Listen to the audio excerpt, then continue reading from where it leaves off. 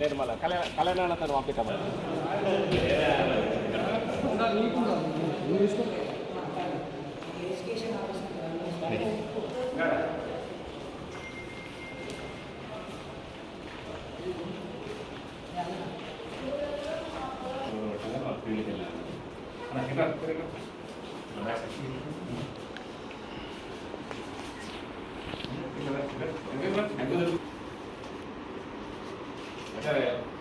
SC constitution ప్రకారం ఎస్సీలకు 15% reservations ఉన్నాయి కదా, అవి ఇప్పుడు ఎడ్యుకేషన్లో ఎంప్లాయ్మెంట్ నోటిఫికేషన్లో వర్తింపజేస్తారు. అట్లనే అవే రిజర్వేషన్లలో స్థానిక సంస్థల ఎలక్షన్లలో కానీ రాబోయే పార్లమెంట్ అసెంబ్లీ ఎలక్షన్స్ ఏ ఎలక్షన్స్ ఉన్నా రాజకీయ రిజర్వేషన్లు ఉండడం వల్ల ఈ 15% రిజర్వేషన్స్ పొలిటికల్ యాంగిల్లో కూడా ఆలోచించి దళితులకు ఈ 15% రిజర్వేషన్స్ ఇవ్వాలని మన రాష్ట్ర శాఖ బీజేపీ ఎస్సీ మోర్చా తెలంగాణ రాష్ట్ర శాఖ నుంచి గవర్నర్ గారికి రిజర్వేషన్స్ ఇచ్చారు.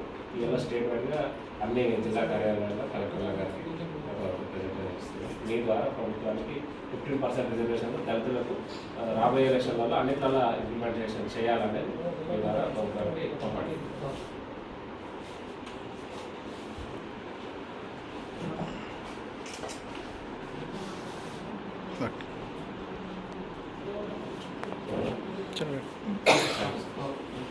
భారత్ మాతాకి జై శ్రీరామ్.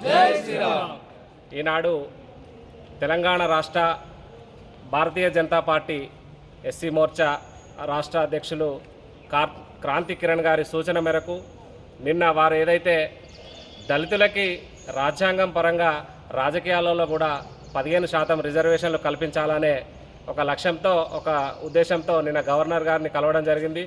దాన్ని ఫాలో అప్ చేస్తూ ఈరోజు తెలంగాణ రాష్ట్రంలోని 33 జిల్లాల పరిధిలోని జిల్లా కలెక్టర్ కార్యాలయాల్లో కలెక్టర్ గారి ద్వారా రాష్ట్ర ప్రభుత్వానికి ఒక రిప్రజెంటేషన్ ఇవ్వాలనే సూచన మేరకు ఈరోజు జగిత్యాల జిల్లాలో భారతీయ జనతా పార్టీ ఎస్సీ మోర్చా జిల్లా శాఖ ఆధ్వర్యంలో ఈరోజు జగిత్యాల కలెక్టర్ కార్యాలయంలో కలెక్టర్ గారికి దళితులకు 15% రిజర్వేషన్లు ఇవ్వాలనే ఒక రిప్రజెంటేషన్ ఇవ్వడం జరిగింది.